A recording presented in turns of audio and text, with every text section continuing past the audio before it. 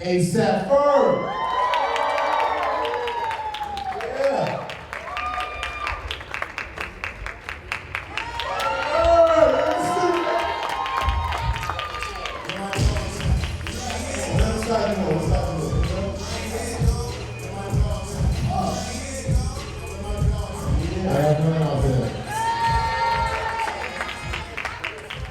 I'm great. Ferg, we missed you, Ferg. Yeah, man. I had to take some time, get things right. Why do you think that was important? To just, take a little time for yourself. Because I think that like artists forget to do that. I think we feel like we have to be robots all the time, and like it becomes a thing where the machine can't stop, and we forget that like we're not machines, we're not mechanical, so we have to like take time out. We have to see family. We have to mourn people's deaths. We have to like be human. So, like, yeah, that's what I was doing. It takes courage to do that, like to really just take For a sure. Because you turn down like live shows and paid gigs. Yeah, they tell you like, all right, if you take time off, you're gonna miss all of this money. They show it to you on paper, and you be like, all right, I can stick it out for about a couple months. And then you really can't though, because it's like things happen that you gotta be home for. Yeah. Yeah. You just dropped this record, Puffs. We just played it before. Obviously, you and Rocky together, man. Everybody loves when that happens. Like, why did you decide to put that record out? Well, me and Rocky always do a lot of songs together. A lot of songs don't make it to the surface because, some of them don't be the right ones, or some of them just be like us just creating. But specifically that one, I just felt like that was a tone that I wanted to set. And I felt like he needed to get on that too, because we always have these conversations where we're like, yo, what we looking like out there as far as rappers and like lyricists and all of these things. And like Joe Budden said, he thinks that we don't really care about rapping, but we really love rapping. It's just that we have all these other facets, a part of our brands as far as fashion and art and all of these things, that sometimes the music can get overshadowed. So I just wanted to set a presence and let people know like this is what we do this rapping shit. Yeah. Make some noise for that. You gotta be quiet, you have to be nice, have a good time here. Also, obviously, paying homage to DMX, to get at me goes to classic. Definitely. Why tackle that? Like, obviously, people already know the original. Like, why did you say It's so funny because I just think that I'm extra tapped in when it came down to like picking that beat and DMX, like, cause he was locked up. And I didn't even know he was coming home, like literally that week. And I was actually trying to get him on the actual record. Like, I was hitting Swiss up, yo. Getting mad at him every time he pops up somewhere and I'm not there. You're like, yo, man, he's in somebody's video. You didn't even call me for that. Yeah, but somebody get that remix, you never know. Might get the remix, but I think that I'm good just knowing like where it came from, where it derived from, and it still has DMX DNA in it, the way we're rapping, and we're rapping on his beat, so we're already paying homage by calling ourselves the Pups. And he's the big dog. You also the big dog in this fashion thing. Why'd you body bossy, how do you say it? Uglier than? Oh, uglier than Balenciaga? Balenciagas, man. Balenciagas is ugly. Y'all ever seen them shoes? Them big old heavy Balenciaga shoes? Them shits is like $50,000. And but I'll show you a picture after this. Them shoes is like old man shoes. Each one of them shits is heavy. So shout out to Balenciaga. That's what it does for Ferg's not worried about. Shout out to Balenciaga, but they're meant to be like ugly shoes in a very pretty way. There you go. That almost speaks to, in some ways, your relationship with Rock. Like, the thing about you and Rock that is interesting is that obviously you guys are brothers and there's a lot of love there, but you've always made it clear that you guys get competitive with each other. Like, can you talk about that in detail? Like is it creative clashing? Like, who's better? Nah, it's not about who's better. It's always about like, damn, this nigga is mad talented, and I get motivated to do like things because he has a whole different perspective from me, and I think that's why we work good together on music, because his shit is mad dope and my shit is mad dope. So it's like I be doing shit, he be like, what made you think of that? Like, he admires my brain, and I admire his brain. Yeah. So I think that's why we, like, really good. But as far as, like, music, I feel like every artist should feel like they the best in the world, or you the king, or whatever the case may be. I'm the lord of this shit. Because that's the way you feel. Like, we're like fighters going into a boxing match. You should feel like you're about to take anybody's head off. And that's how I feel as an artist. Yeah. And I know it shows through my music because I make very aggressive, turned up shit.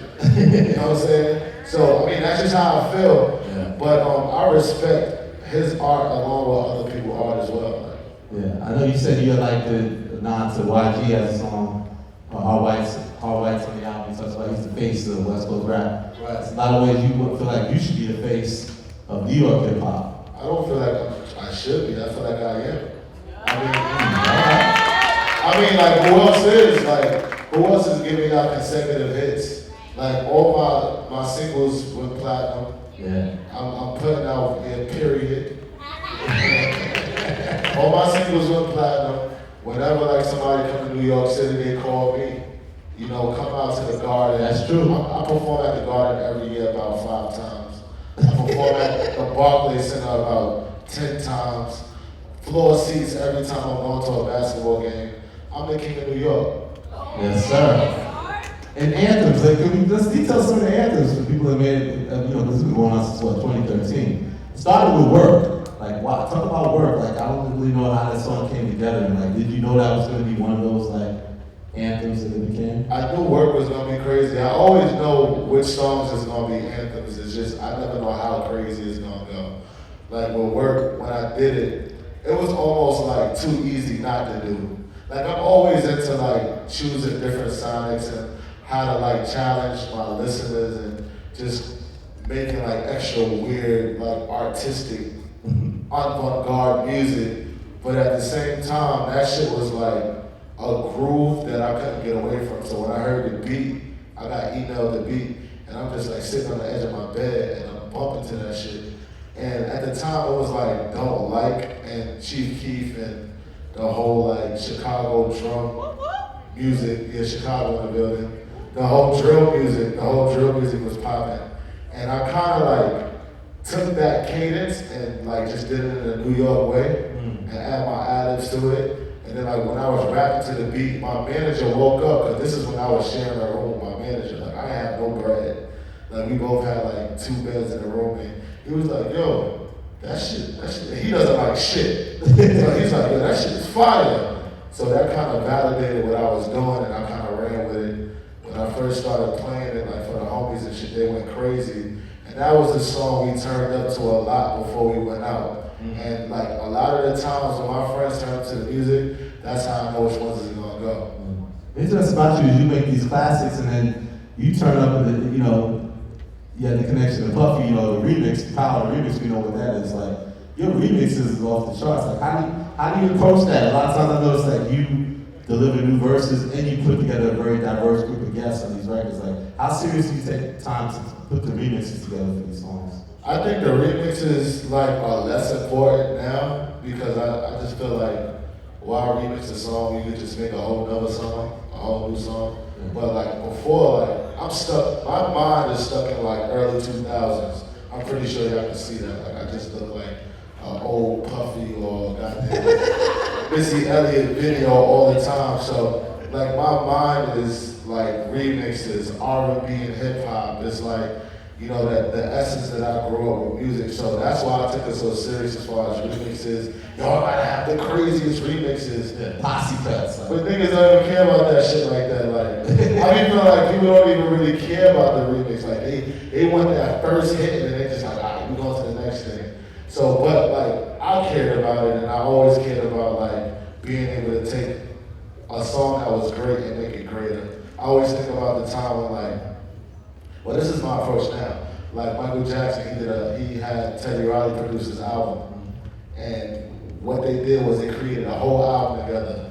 And then Mike was like, all right, I like this song, Teddy, but now let's remix the whole album before he even put the shit out. He was like, let's remix it, because the remix version is always a better version. So that should be the first song out, the remix version. So now that's my approach. Like, all right, why like wait for the second go around and put the remix out? Let's just hit them with it off rip. I know you also want to break through a lot of perception that, you like the master making these turned up records like New Level and stuff like that, but I think sometimes it does get overshadowed because even on a record like New Level, if you look at your verses, you're spitting like real pain, real shit, real situations. For sure. Used to be sleeping on itchy beds, bed bugs in a motel. Now you bitch give me head, 20 chickens in my hotel. On the Roman noodle diet, told life wasn't so well. All my niggas start riots, march painting your toenails. Uncle T doing so well, first class from an old jail. T Ferg did 15, and the feds getting no mail. My daddy died and my cousin too. They ain't let him out of no cell. Provide jobs for my whole block. I cannot slow down. Nigga, I won't stop now. Woo, motherfucker, this is my town. Take the block, make it hot now. 143rd with the drop down. Icy chain with the watch now. Ferg ring full of rocks now. Niggas swim when they watch now. I'm leveling up to the top now. I mean, I'm always spitting some shit. Like, I was a battle rapper. Like, I'm a battle rapper at heart. Like, I grew up watching Meek Mills, Kaboom, like Reed Dollars, T-Rex, Murder Mook, J Mills, Vado. I grew up watching all of these kids like battle each other. And like, I was that kid standing by the circle and going in and basically being a gladiator with raps. Yeah. So like when I'm jumping on the beat, I'm not just doing all of this and turning up with like no type of purpose. There's always a purpose in the lyrics. Yeah, so even recently with the young boy YB and Cardi, he was doing some freestyle. Like, he was like, "Oh, that takes me back." Y'all look like each other too. I mean, you look. That might be your son-in-law. He gets here. That kid is nice though. Huh? Yeah, that kid is nice. Yeah. That was the second time I met him, and we got a chance to kick it. We actually came out to the JIT show in New York. It was crazy. Yeah. It was me, Cardi, J. Cole came out, Boz was there, all of that, and then we went to the studio after. That's great. I see you speaking of being in the studio. You really got the Chico going, man. You guys imagine with these like something in the water, these VA super producers. You in the studio with Timbaland one minute and Pharrell the next. Right. What are you, the Black Justin Timberlake, man? What's going on, man? Man, these are just guys I grew up watching. Like, these are the guys I learned from. So like a lot of the times it'd be like a mentorship, like whereas I need answers, so I go to the guys that got the answers. I need answers. I got a lot of questions, and I'm a constant student, so I'm always learning. Yeah, you said you ask Pharrell crazy questions. You know what I'm saying? Yeah, I actually So you ask him? like I talk to Pete every week. Like either three times out of the week I talk to Pete. And, like I just ask him, stuff about girls. Ask him like stuff about money, businesses, percentages, everything. Like anything you can think about. Yeah. When it comes to that music though, you said you need to pull them out of that happy place. You wanted like... Yeah, I think Pete wanted to come out of that happy place because he got kids now and like everything is like he's mad rich. Like he's hella rich. Like he's doing kid movies and scoring films and executive producing things. So it's like sometimes like me, I'm coming straight out of Harlem. I just moved out of Harlem. Yeah. And I've been rich for a long time, but I just moved out of Harlem. I moved my mom's out of Harlem 4 years ago. She lives in Jersey, but I wanted to stay so kids could see a celebrity in the neighborhood and they could know that it was possible to actually become successful and bring equity to the neighborhood. That's all I wanted to do. I wanted to walk to the bodega so kids could think, oh shit, Ferg is in the bodega. But I'm growing as a person and an artist, so I wanted to discover different things for myself and have a different kind of conversation with my neighbors and different neighbors and things like that. So I just got a house. Yeah, that's it. What's your favorite album? I brought my house. I'm not renting. Homeowner. You know how much you get to that, like, what's the flyest area of the crib, of the Ferg furniture piece that you're most proud of? Yeah, like I didn't even have a house warming yet because I didn't get my couch. My couch, it takes 6 weeks to get to my house. Yeah, I ain't gonna tell you where I got it from, but it's like an art piece. It's like sitting on a Picasso. Yeah. But you give us the Pharrell Froze album, like that Nerd album changed your life. Like, what is it like?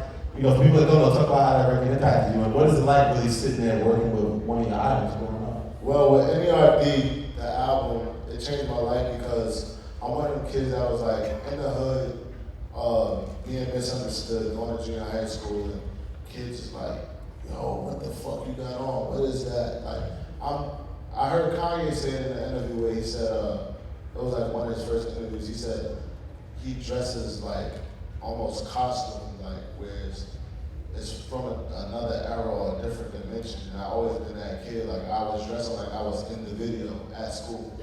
And like kids was looking at the video like, damn, like that's crazy. And I'm like, I'm pulling up to school with the shit on, like, and people wasn't doing that, so it was like, oh, he's different.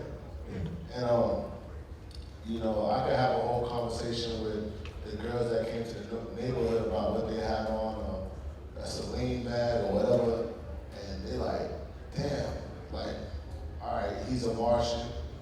So like, it was just a lot of, I was the black sheep a lot of the time, and when I seen Pharrell, it kind of validated what I was doing because he was a kid from Virginia. It wasn't like sweet over there, it was tough. And he hung out with niggas like Pusha and Malice, but at the same time had Chad Hugo, a Chinese guy, and like, or a Filipino guy with Shay, which was his other friend. Yeah. So it was just like a mixture of crowds, and he wore different clothes, and he was into fashion, and did collaborations with Louis Vuitton and things like that. So I looked up to those things, and I always inspired to do the same thing, or do it in my way. What's it like being in the studio for a while? He's cooking up a beat. I think it's your Pharrell fan. No. You asking a lot of questions about Pharrell. Well, let's go to tempo.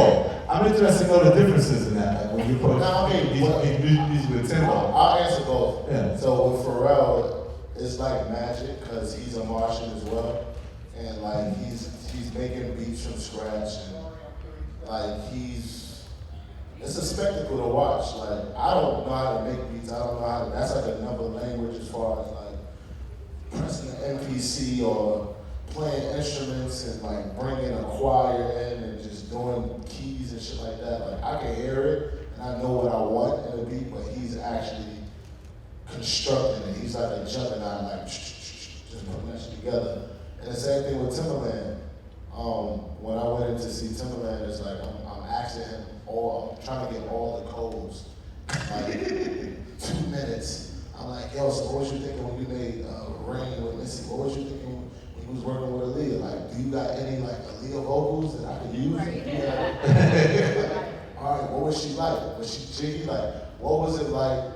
She got more jiggy when she was like working with Child, because when she was working with R. Kelly, she was cool, but she turned up when she started getting on the weird beats. And what inspired you to do the weird beats? And what was it like when you started doing the weird beats at first and people didn't really like get your vision? And then people started jumping on you because like they started fucking with it and you became the man. Like, what was it like working with Genuine? And like, who wrote those songs? And, like my job, Ferg. See these guys, trying to get all the codes, man, I tell you, you don't be great by just sitting down and keeping your mouth closed. I really like, I be asking people like, how do you make your money? Like, you're rich. Like, is it really what it is? And like what is it? How do you do it? How do you manage your money? How you manage? I'm looking at how people treat people. I'm looking at like, when I'm working with Pharrell, he brings in his business partners, like he got his architecture, his architect come building a Ferg, meet my architect, a Ferg, meet this person at LVMH. This is the son of the owner of LVMH. A Ferg, meet so-and-so, whatever. And he's including everybody, and he let everybody sit down, listen to the music, and he makes everybody feel special, and everybody feels invested in him. So I learned that myself just by like looking like, okay, I know what I gotta do. Yeah. There's a great video you put up of me in the studio with Timbo where he was like talking about your position in music. And you had said that sometimes looking at yourself critically, your music has been two-dimensional, and then sometimes the music you fuck with, you haven't really been able to reflect that in your music. Can you explain that? I feel like I can say my music has been two-dimensional, but it may be like 5D to somebody. Like I say it because I'm hard on myself and I know where I want to take it. I'm always like, that shit is fire, but like wait until you hear this shit all the time because I'm always constantly working on new things. So yeah, like when I listen to like Chic and like Now Rogers and I'm watching like Studio 54 documentaries and I'm listening to old Diana Ross and I'm looking at how like Puff heard like Diana Ross and like sampled it and wanted to rap on it. I'm just always thinking of ways to elevate music and take it to another level and incorporate everything that I love about anything I've listened to. So you want for that? Take a sip for that. Yeah, because I listen to all facets of music and like I'm not like none of these rappers like at all. Like, I'm an artist first. I represent myself through all mediums, whether it's fine arts, whether it's fashion. I went to art school, so I see things visually. I make a song and I see it visually. I'm already know what the outfit should look like. I know what the girl should look like in it. I know what the environment should look like. I know what the stage should look like. I know what the merch should look like. It just comes, when you create a song, you create a world, an opportunity to create a world. So, meaning, like, I feel like I can create different worlds every time I create a song. Like, I want to create a disco song, so I can, like, make a disco video and, like, have a disco ball as merch, as a keychain. Like, I'm just thinking about different shit to see how my brain works all the time. How did your brain come to the concrete chandeliers? So concrete chandeliers is basically like a concept of, it's like trap lord, hood pope. It's a juxtaposition between something that's so glamorous and something that's so gritty. And that's who I am. Like, I come from Harlem, but I'm the face of Tiffany's. You know what I'm saying? Like, I come from Harlem, but I get flown out to Paris for like a league fashion show, and, you know, Valentino, and, you know, I'm walking into showrooms and having conversations with these designers and stuff with a do-rag on. Like, I'm not changing myself, but I'm accepted in all of these different arenas because I'm a concrete chandelier. How's that? So that's an EP? Again? I don't know if it's an EP, it's just it's a way of life, really. That's what it is. Like, I'm the trap lord, I'm the hood pope, like I'm a concrete chandelier. It's like these juxtapositions that I create that just represents me and people that's like me. And speaking of people in your reach, I know you guys said something interesting about how hearing Nicki jump on that Plain Jane remix, which by the way, congrats, Plain Jane's like triple platinum, right? Yeah, triple platinum. Triple platinum. Triple platinum. That's the big a lot of people like, y'all be thinking like, oh, this nigga's a rapper, he rich or whatever that shit, or whatever. That shit is still something to people. Triple platinum, that's not normal at all. Like, I don't take none of this shit for granted. Like, if I go platinum or gold, I'm still like, oh shit. Like, I did this shit. Like, this shit is crazy. I never had a song go triple platinum, let alone think that I was gonna have a song go triple platinum. I didn't even think about it that far. Yeah. So like, yeah, like shout out to Nicki. But the first version of triple platinum, let's get that out there. Of course. Yeah, first version. But Nicki definitely came through and blessed it, and Nicki showed me a whole nother way of making music and how to reach the woman demographic, because I feel like that was something that I had I would say I didn't really figure that one out. I feel like females loved my music, but when Nicki jumped on it, it just took it to a whole nother level. And I wanted to collaborate with more females after that. Yeah. So like on this new project that I have coming out, which is called Floor Seats. Floor Seats? Yeah, I have Rico Nasty on there from DC. Yeah, y'all like Rico Nasty? Yeah. I got City Girls on there. I have a new artist that I'm breaking named Anthem. She's also on a song with City Girls. Yeah. So like, it's a lot of like girl power on there. And yeah, and I wanted to represent for the females on this joint. I got a song with Top Dollar Sign called Ride. I got another song with Brent Fires. It's called Dreams. So yeah, you're gonna see a new Ferg. You're gonna see a more elevated Ferg, a growner version of Ferg on this project. A lot of evolution. Yeah, you said even the collabos with Ty Dolla Sign and Brent one, you said you had those in the tuck and it didn't feel yet right for you to put those records out? Yeah, so it took me 4 years to put those songs out. So just because like when I created those songs, it was a vibe, but I had to let you guys and fans around the world catch up to what I was doing, because a lot of people be like, damn, like, yo, Ferg is fire, but you got a lot of gaps in your career. That's because I just got so much other shit going on as far as like things that I want to do, that I just figured out that I needed somebody to delegate my music. So like now I got my manager, basically whenever he feels like, all right, like you need to drop something, he has like a whole arsenal of songs. Cause I'm always creating songs. Yeah. It's just that like I'm very like picky on what goes out, whatever the case may be, but like I just got him delegating it and just putting out music whenever he feels like things are getting a little quiet on the music side. Cause we never quiet, it's just we be quiet on the music sometimes, so we gonna keep that going. And that's why I held on to those songs back to the Brent Fires and the Ride song with Top Dollar Signs. I held on to those songs because I wanted my brain to catch up to who I was as a person and my personality and things that I'm into. Absolutely. I also speak about some songs, because you know now in the streaming era, they can always go back and revisit. Like, can we talk about maybe like a top 5 first songs that you feel like should deserve a little more attention? I know you mentioned the one joint you had with your Chuck D and your mama on it, right? Yeah, my grandmother, Mama Ferg, Grandma. and Chuck D. It's a song called Beautiful People. Khalil did the beat. Shout out to Khalil. He worked with like Dr. Dre, a bunch of monumental people. And Psycho, your uncle. Psycho, my uncle's on there. So that's 2. That's really good. Another song called Let You Go, which is an open letter to my ex-girlfriend. So that's 3 already.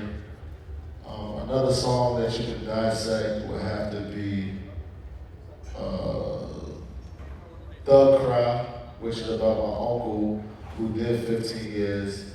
It was about his relationship and how he was cheating, got locked up, and his girlfriend wound up having 2 kids, like when he got locked up, and how hard that was. So I was actually talking from his point of view.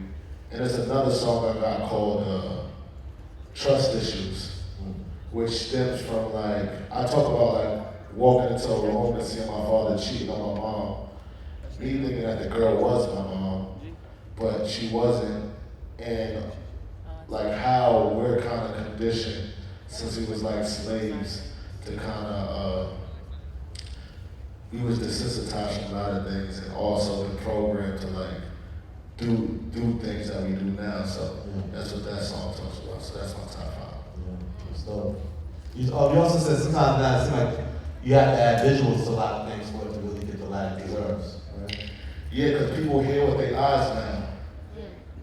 You know, people don't read articles anymore. I don't think like a lot of kids I hardly read articles. Like, you know, I'm reading an article on a good day. I'll read a book, but like I'd rather watch it and hear it. So I think that everything should get a visual, you know, now. Like I think Grandma deserved the visual.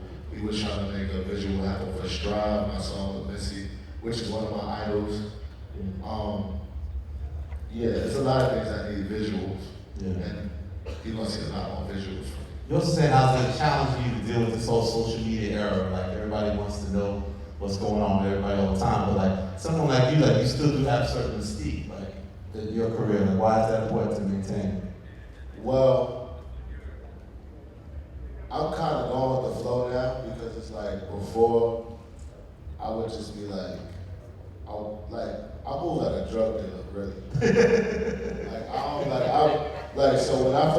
signed and shit, like I wasn't, people would be like, yo, you gotta post like where you gonna be at, the flyer for tonight and shit. And I'm like, nah, I don't want niggas to know where I'm at. It's like, hold on. Like I had to like, cause I was stuck in a very Harlem mentality.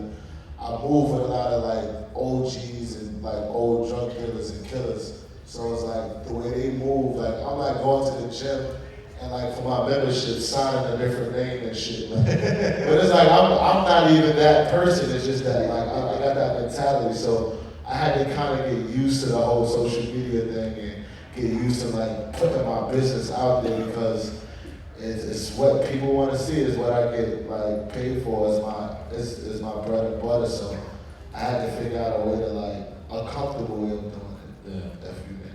Speaking of the gym, I saw something funny where I think he was in the gym and the fan was trying to get the photo, and you made the kid get his workout. You made him work out before you took a photo with him. Right. Yeah.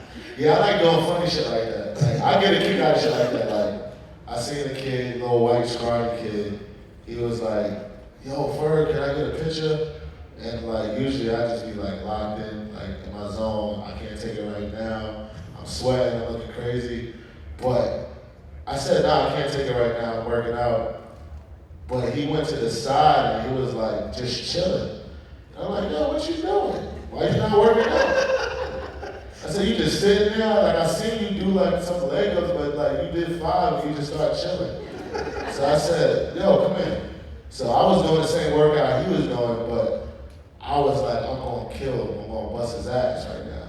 So I was like, all right, I'm gonna have a little fun. And low key, I was like getting tired and I was ready to leave the gym. But when I work out with somebody, I be having like that competitive nature. Yeah, it gives me a boost. You went back in. Yeah, I went back in. So I was just like, yo, here, do these. So I made him do some leg ups. And I gave myself a little chuckle because I threw him on the ground, but I went and I got like some more sets in too. So I like to fuck with my fans like that. Yeah. What's the joy you get out of doing these business deals, man? And really just that side of you, like, what motivates you in that arena? I think that like the business deal is just the enjoyment comes from like me actually dreaming about something and then like watching it come into fruition. Yeah. Like the whole Tiffany deal, like I didn't even reach out to them. I had a dream about like working with Tiffany's and doing a collaboration and a partnership with Tiffany's. So like for it to come into fruition, it was on one of my to-do lists. It was like, that shit is like a high for me, and then actually getting paid for it. I like feeling like I'm on vacation but getting paid. Like, I'm at LA, I got flown out here to do this show. But like, this is all I'm doing. And like, after that is I'm chilling. Like, I get to go party, I'm calling Weston, I'm pulling up to his spot, and I'm going to Paris tomorrow. Like, it's like, and then I'm getting paid. Like, who wouldn't want to do that? Get paid and fly around. That's just fire. Yeah, you want to do Mustard came out today, On God, right? Yeah, we got a song called On God, me, Mustard, YG. Kind of carry that joke, Rocky. you know what I'm saying? Yeah. Touch on that. On God, your diamonds don't dance like this. You ain't got no soldiers taking no chance like this. On God, ain't nobody triller than this. Ain't nowhere around the world nobody realer than this. On God, I be living in the Hamptons. I just got an architect to build a big ass mansion. On God, now I'm ready for expansion. And my oldest left me, but I swear I'm so handsome. On God. That's another How right now. They ain't heard that one yet. You gotta get in the streaming platform. Came out today. Right now. You said I had dinner with Hov and B in that joint too? Big mansion, chicks dancing. How I'm at the dinner party with Hov and B, cause I'm busting door to door like Jehovah with these. And now my whole family be rolling with me. And my mom's my accountant, little brother got talent, and my uncle T. Ferg handles security. Oh God. He said he got some more. So the album's called Floor Seats? It's called Floor Seats. It's the floor seats of my life. A lot of people see artists on floor seats and they don't know what happens in the background. In the background is life, real life happens. You might bump into LeBron. He's like, oh my dude, I like that song. Yo, the great food, lobster, shrimp, you meeting females. Like, that's floor seats. So when I talk about floor seats, it's just the floor seats of my life. You also the Floor Seats Game 1 of the NBA Finals, man. Raptors and Warriors. halftime performance. Yeah, God is on my side. I can say that because, yeah, y'all can clap for that. God is on my side because I'm not even Canadian, so I don't understand how I performed at that thing. Like, they just loved me and they accepted me. When I first tried to go to Toronto, they didn't even let me through. So for me to be performing at the finals half court, I actually sat on the floor. I saw that. It was amazing, and they won. They took it. So shout out to Toronto.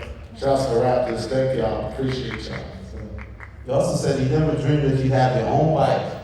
And I saw it back there, man. You got a bike? What's going on, man? Yeah, I got a bike. It's actually for you. That's me? Yeah, you said you wanted a bike. It's that radar colors right there. I like that. Exactly. Yellow joint. Look at that red line bike. Look at that. Woo! Yeah, so I did a whole partnership with Redline, the bike company. I used to ride their bikes when I was younger. You know, in Harlem, like, we run around and we really bikes. I'm about to put this on the side somewhere. Yeah. Thank you, Ferg. Thank you. That was mean, though.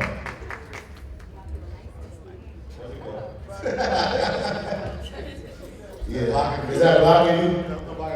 Yeah, that's got it. Yeah, so I just did a whole partnership with Redline. We did some merchandise.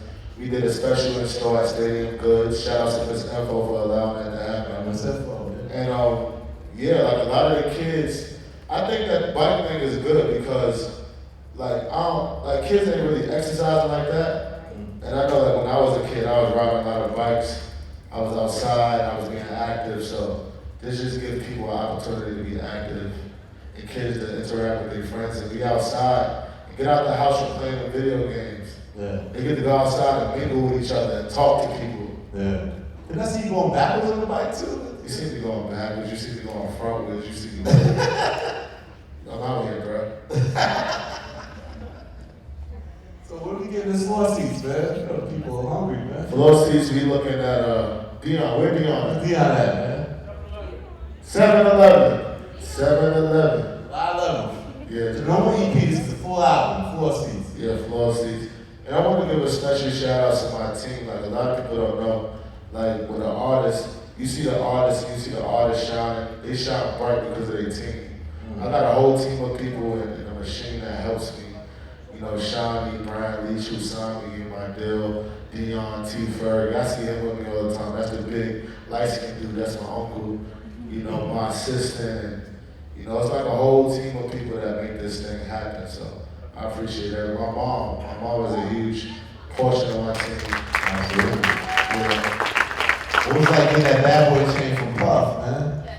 Man, like I asked him about like 5 times before I actually got it. I was just like, yo, when I'm gonna get that chain, he said, I got you, nephew. And I see his sons and shit at parties. I'm like, yo, Christian, when I'm gonna get my chain, man, I'm about to take your shit. You hold your shit till I get mine. You're like, yo, my pop said he got you. But he finally gave it to me. And it was a special moment for me because my father did the Bad Boy logo, and he did the Uptown Cast logo for Andre Wright. A lot of people don't know that. A lot of people don't know my connection with like Puff and the Bad Boy and just everything like that. But like my father was really like friends with him, and they came up together, and he did the logo. So I felt like I was doing it for my father, and that was just the charm I needed. It even said his name in the back of it. It said Puff in the back. So wow, it was a special moment. That's dope. That's dope. Yeah, you always show like that inspiration, man. Like from what do you think that comes from being so dedicated? Or even with that, like with the fact that your father did that logo, do you feel like it's almost your destiny to be involved in this hip hop music? I think I'm destined to be like special, like a superstar. I feel like before I can even like imagine what I would be doing, what's my place in the world, I just knew that I was gonna have a tour bus like Birdman. And I was gonna have a lot of money in my sweatpants, and like I was just gonna be like rubbing my hands and just getting to the bag. Like I just knew I was gonna be like that. I just always had so many talents. I remember I had a card that says I design, I create logos, I do silk screening, and I'm a rapper. But like I just didn't know how to channel it yet. I was just doing everything trying to figure it out. rapping hit for me, like with the ASAP shit, and then I was able to basically have this foundation to launch everything else off of. So, you know, I always knew that I was gonna do something, something was gonna hit. Speaking of ASAP, we also gotta give a shout out to Yams every place. Shout out to ASAP Yams. How probably with the Yams Day is like, it seems like every year it just gets better and better. How important is that? That shit is crazy to me. Like, I mean, you know, covering the whole Barclays Center, like, seeing all of those kids, like, kids couldn't even get in. Superstars wasn't getting in. And, like, for me to walk in, I walked in as a fan. Like, I didn't even feel like a performer, like, or whatever. Like, I had to, like, I almost walked in too cool. Like, I had a crazy outfit on and shit. Like, I'm ready to come out, and I'm ready to come out during my song.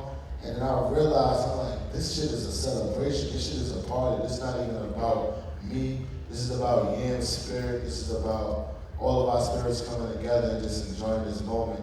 And I was like, let me go party with my brothers and march pit with the people and just enjoy it and embrace everything that was coming to me at the moment. How do you view ASAP's place in hip hop, the legacy you guys have built so far? Like, how can you describe the contributions from you and your brothers? I feel like we've done so much for hip hop and just culture in general. Like, I mean, we made it cool to be from the hood and grab like these multi-million-dollar deals with these high-end fashion brands, and you know, and really getting paid off of it. Like, not just pulling up with the clothes on because we think that this is some cool shit to wear, but like really wearing it and then getting a check after that. Like, I think we figured that out. Like, you know, when people buying diamonds and shit like that, I just go get a Tiffany deal and they give me diamonds to wear. That's what it's about. Yeah. I feel like that's what he's at there, and that's the legacy we lead in. You know, we learned from the forefathers, like Pharrell and Jay-Z, as far as like, you know, Iceberg shutting them down, so he had to, you ain't gonna give me no money from Iceberg, I'm gonna start Rockefeller. Yeah. And Rockaware. Rockaware. Start Rockaware. Oh, like Cristal, y'all don't give me no money? I'm gonna start Armadale, I'm gonna go get Ace. Yeah. You know, it's like, so we learn from these guys, and it'd be stupid if he wasn't paying it no mind. It's even, you can take it further back. You can show like Run DMC or Beat Street on your Instagram. Yeah, I take it back because I'm a student of the game. Like, you know, my DJ is Jam Master Jay's son. TJ. So like, I go to his house and I'm seeing like Jam Master Jay chains and his clothes and old memorabilia, and I'm touching these things. I'm thinking like, oh shit, this is the real picture.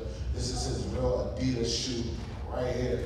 And I'm like, oh shit, these are the first sneakers that have an Adidas deal and make it cool for rappers to become businessmen with corporations and shit. Like, so like, I gotta pay homage at all the times. I'm not even thinking about that when I post it. I'm really I'm like an old nigga. Like, yeah, you came. I got a suit on. Like, I'm dressed like Poppy. I'm dressed like Lulu from Pay in Full right now. I saw that. That's how you pull up to the crowd. He was in the car and he was playing like the stylistics. I'm really like I'm an old man. Like, I'm an old man in a young body. What can I say? And then it came to New York, right? You said people got to hold New York down.